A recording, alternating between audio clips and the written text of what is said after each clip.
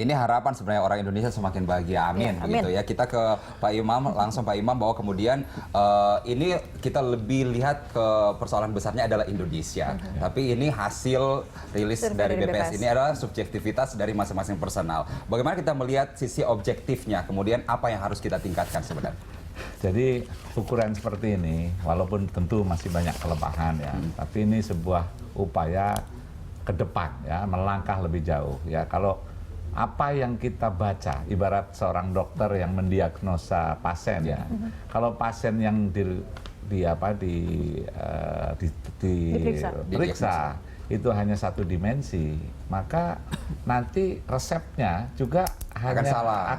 akan satu dimensi. Akan kurang gitu ya. Nah, oleh karena itu kita nih saya kira spiritnya dari apa yang dilakukan BPS ini, pertama tadi udah dikatakan terlalu bias ekonomi, sehingga kebijakannya juga kebijakan ekonomi. Nah, kita tahu di dunia ini juga pernah dikembangkan quality of life ya, kualitas hidup.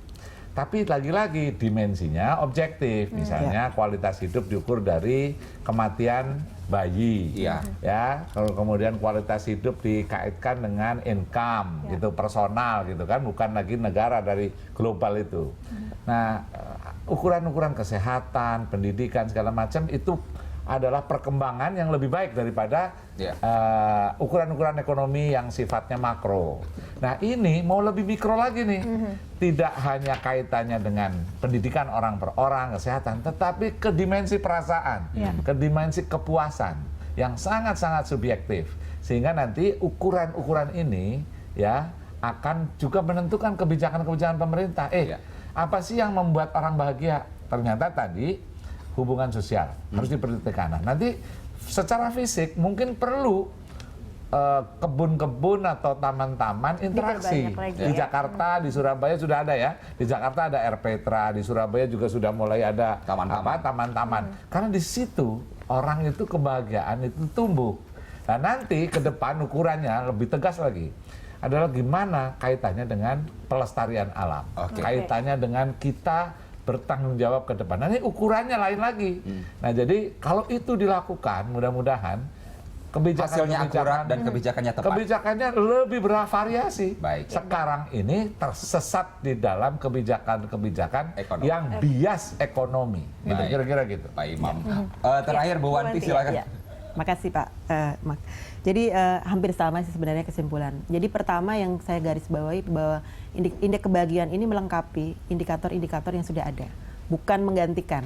Melengkapi, kita mempunyai indikator-indikator objektif seperti GDP, kemudian indeks pembangunan manusia. Nanti semakin diperbanyak ya? Ya, ini melengkapi karena ada dimensi-dimensi yang tidak bisa diukur di situ, dan itu tentu dan ternyata itu menentukan well-being seseorang atau suatu masyarakat.